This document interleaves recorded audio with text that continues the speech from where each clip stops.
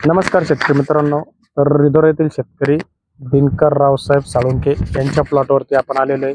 तर शेतकरी मित्रांनो, यांचे 1 एकरचा सोयाबीनचा प्लॉट आहे आणि 1 एकरचा सोयाबीनच्या प्लॉटला आपण 20 गुंठे पूर्ण जेयू ची ट्रीटमेंट केली होती. ह्या जो इकडं जो माझ्या डाव्या बाजूला दिसतो तुम्हाला, हे पूर्ण जेयू ॲग्री सायन्सचे प्रोडक्ट वापरून ट्रीटमेंट केलेला प्लॉट आहे.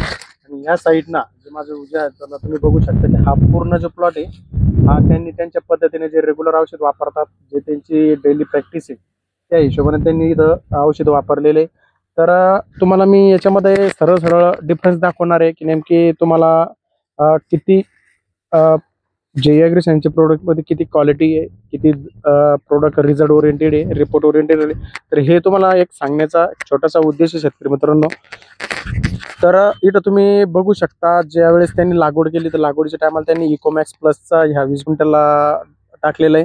त्याच्यानंतर इकोमॅक्स प्लस टाकल्यानंतर जर्मिनेशन झाल्यानंतर फ्लॉवरिंग स्टेपमध्ये त्यांनी डिसिजन, गेट सेट आणि टॉपम ह्या बुरशीनाशकाची फवारणी घेतली. गेट सेट स्टिकर आपलं इनन्सर आहे आणि त्याच्यानंतर आयका जे आपलं पेटेंटेड डिसिजन आपलं क्लोरेंट्रेल प्रो हे आळाईसाठी त्यांनी फ्लॉवरिंगसाठी वापरलं. त्याच्यानंतर शेंगा बनायला लागली.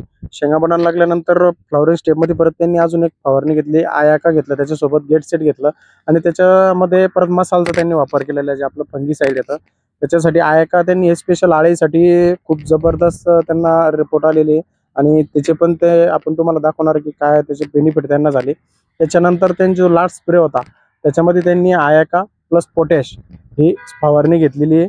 तर शेतकरी मित्रांनो, त्यांनी आयाका प्लस पोटॅश ज्यावेळेस शेवटची स्प्रे घेतला, आता जवळपास 15 दिवस झालेले. तर 15 दिवसात तुम्हाला दाखवतो मी. इथं शेंगा बघा किती जबरदस्त बनलेले आहे. शेंगाची साईज तुम्ही इथं बघू शकता. ही शेंगाची साईज प्रत्येक झाड तुम्ही इथं बघू शकता. हे बघा शेंगा दाना कसा बनलेला इकडे तुम्ही बघू शकता. हे जे दाखवते शेतकरी मित्रांनो मी तुम्हाला, हे इकडं पोटॅश फवारणी केलेलं प्लॉट आहे. आणि आता तुम्हाला इकडे तुम्हाला दुसऱ्या साईडला मी इथं बघू शकता. तुम्ही इथं त्यांनी पोटॅश मारलेली नाही, हे तुम्ही बघू शकता. ज्यावेळेस त्यांनी पोटॅशचा वापर केलेला नाही, इथं शेंगाची साईज पण बघू शकता. शेंगा पण बनलेली नाही माल. हे बघा तुम्ही बारीक बारीक शेंगा इथं आपल्याला दिसू शकतात.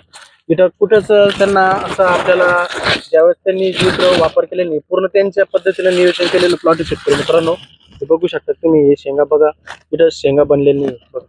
हा पूर्ण चेपटे झालेला आहे शेंगा, म्हणजे दाना बनलेलाच नाही. तुम्ही पूर्ण भाग बघू शकता. हा पूर्ण वाळून गेलेला प्लॉट आहे. त्याच्यामध्ये आपल्याला दाण्याची संख्या पण कमी दिसते. शेंगाची जी व्यवस्थित भरणी झालेली नाही दाण्याची, दाना खूप बारीक पडलेला याच्यामध्ये आपल्याला दिसू शकतो. आणि इकडं तुम्ही बघू शकता की पोटॅश वापरलेल्या प्लॉटला त्यांना किती जबरदस्त तिथं दाना भरलेला आहे बघू शकता तुम्ही. दाण्याची शेंगाची साईज तुम्ही इथं बघू शकता.